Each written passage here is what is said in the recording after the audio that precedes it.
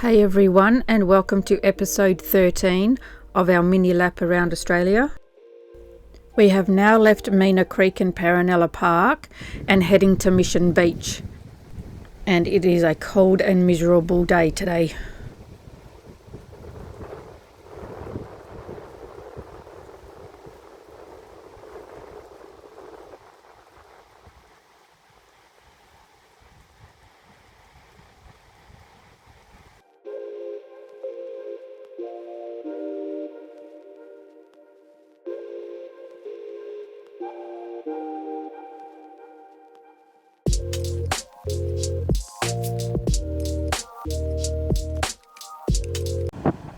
What a gorgeous spot this is.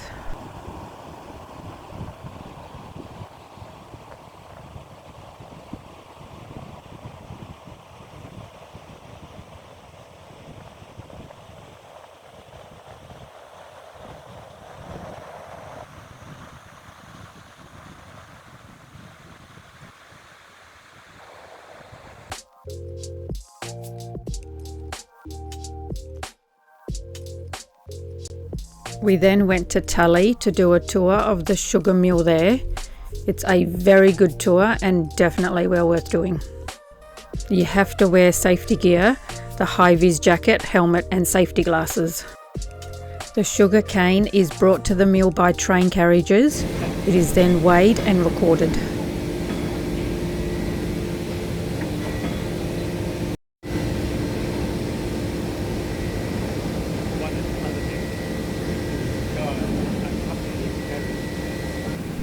And then tipped onto a conveyor belt by a machine called a tippler.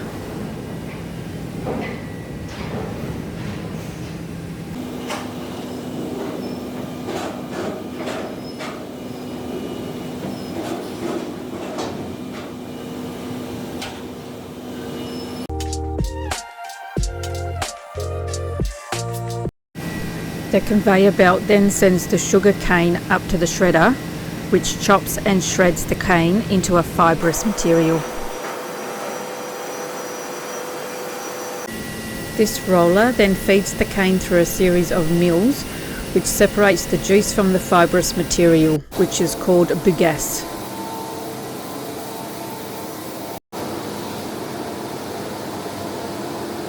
It is then put through the clarifier and lime is added. The juice is then boiled and the neutralised acids and impurities settle to the bottom. The clear sugar is then run off from the top of each clarifier. The next step from here is the clarified juice is heated in a series of evaporators to remove excess water and increase its sugar concentration to a thick syrup. Unfortunately, I didn't take any footage of this process.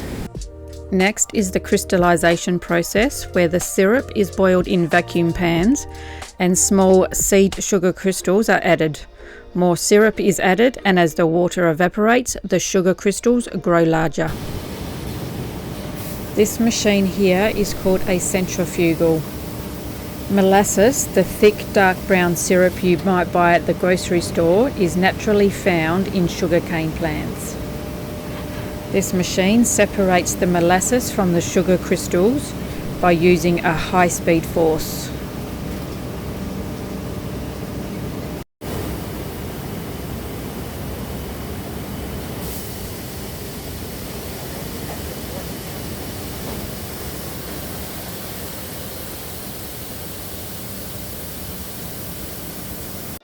And here is the result, raw sugar. The raw sugar from the centrifugals is then dried by tumbling through a stream of air in a rotating drum.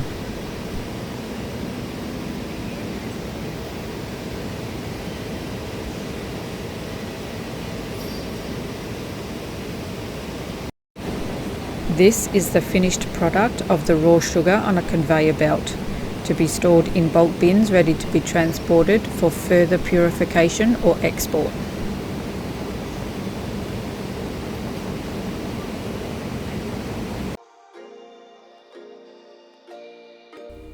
After the tour, we took a walk through Tully, found some wall murals and the famous Big Golden Gumboot, which is 7.9 metres high and which is the same height as their highest ever annual rainfall.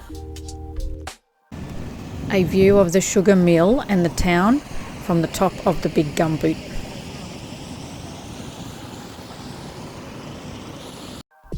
Our next destination is Ingham, where we unhitched the caravans while Richard and John went to check out Wallamans Falls. Apparently it wasn't suitable to take the caravans there.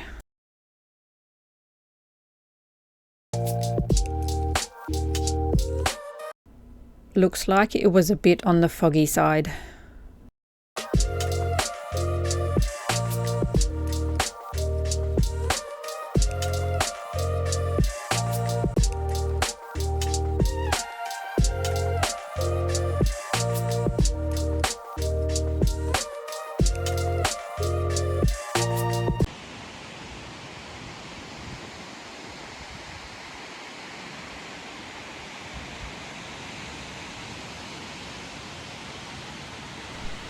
But the falls look amazing.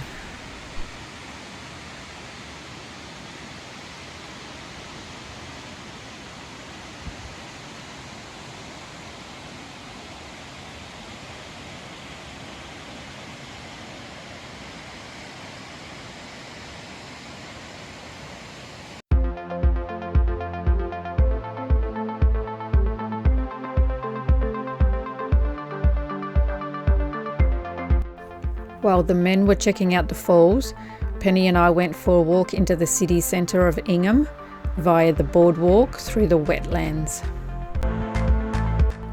Saw a few of the Crefts short-necked turtles.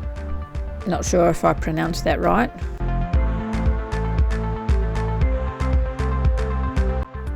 And these two are getting a bit on the friendly side.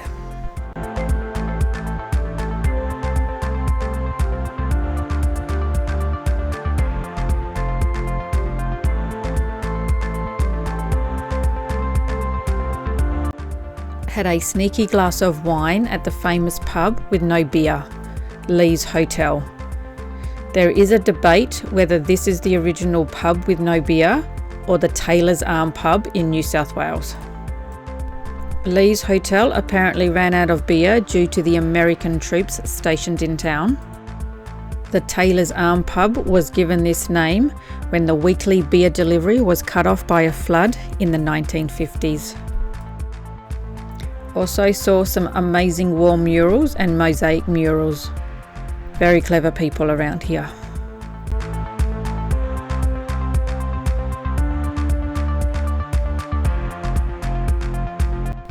We then headed to Townsville, where we are staying for about a week.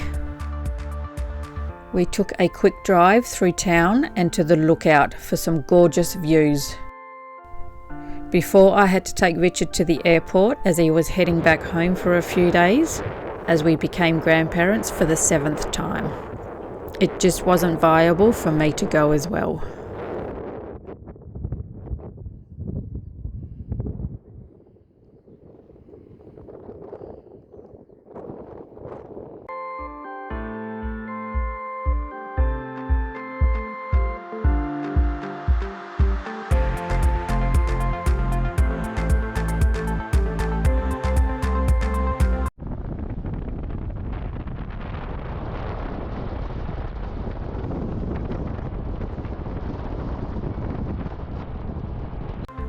Our caravan park is not far from the airport/RAF base. Did some more exploring around Townsville.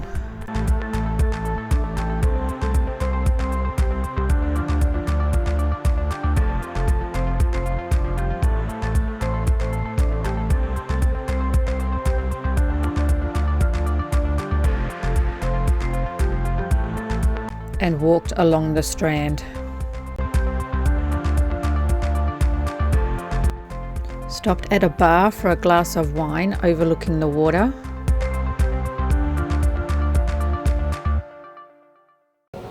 And saw a couple of seagulls fighting over an onion ring. They had an art festival along the Strand where various artists showcased their work.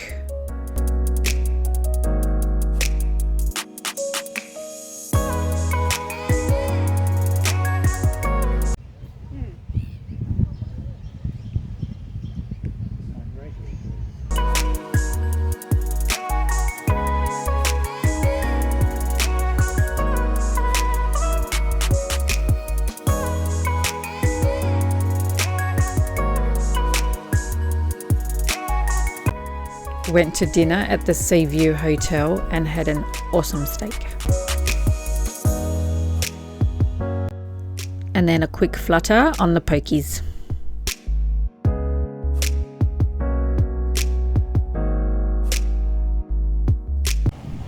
Then took a nice stroll back to the car to head back to camp.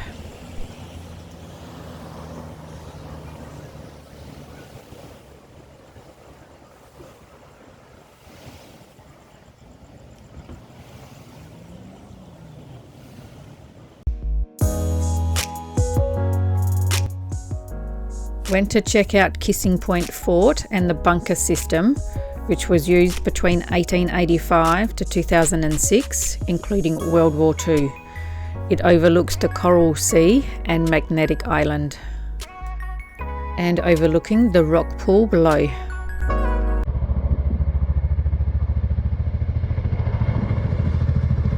It was great timing to see one of these helicopters fly past.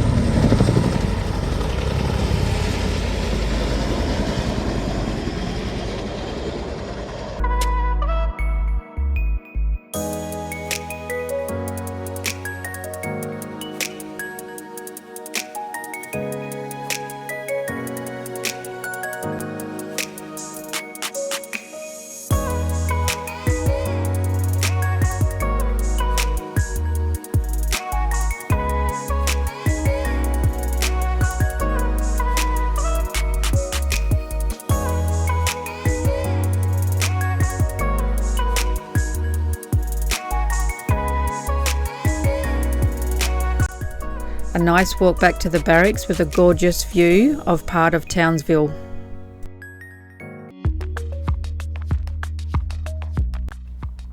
Then did the Kissing Point Boardwalk, which has more art sculptures.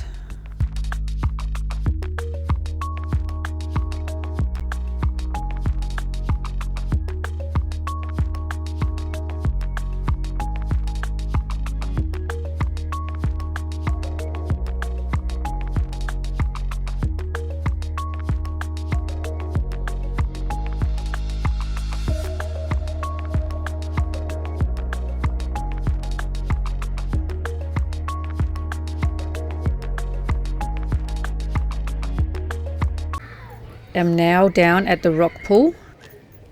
This is emptied and cleaned on a weekly basis.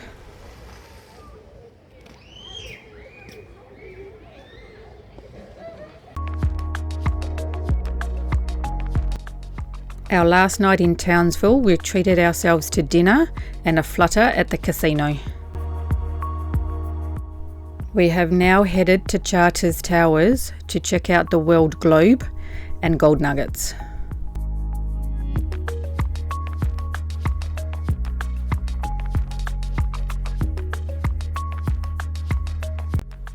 They have a really awesome mosaic mural on the plaza wall. The details that has gone into it, amazing. A quick drive through the town centre.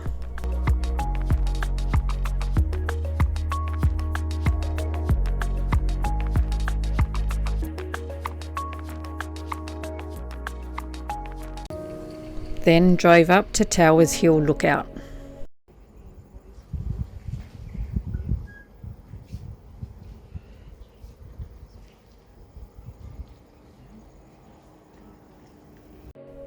On our way down, we checked out a few of the bunkers that are still here.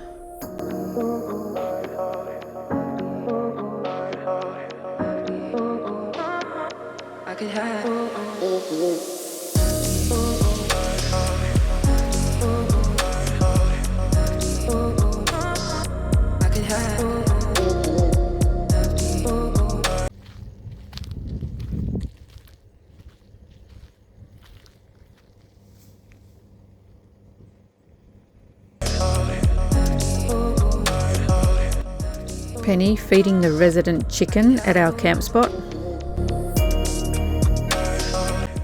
We are now staying in Hughenden at the showgrounds. It is free to stay here, but you do have to register, and you can stay for up to 7 days.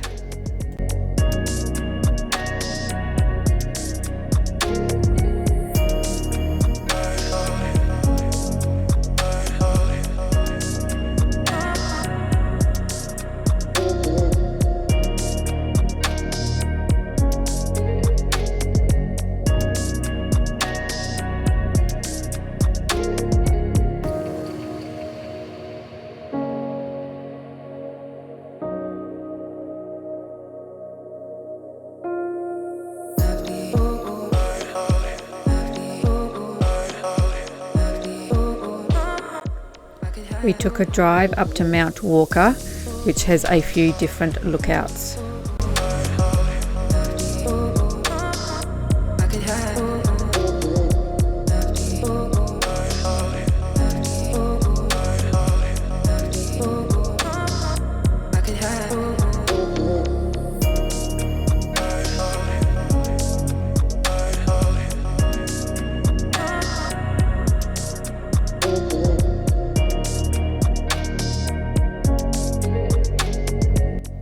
Took a quick walk through the town centre, but most of the shops were closed, but they had some really cool artwork.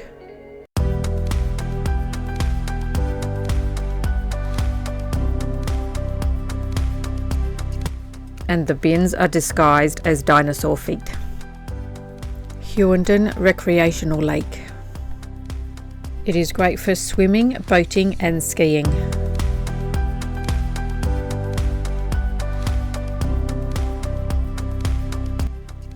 Thank you for watching and stay tuned for the next episode.